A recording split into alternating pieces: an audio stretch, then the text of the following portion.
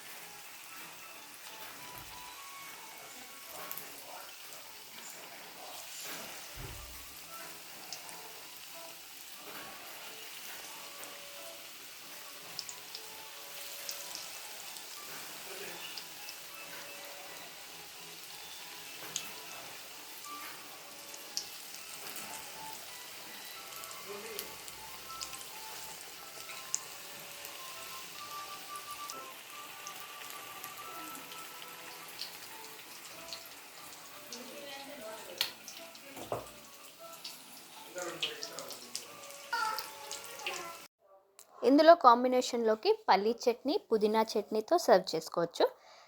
Thanks for watching. Bye.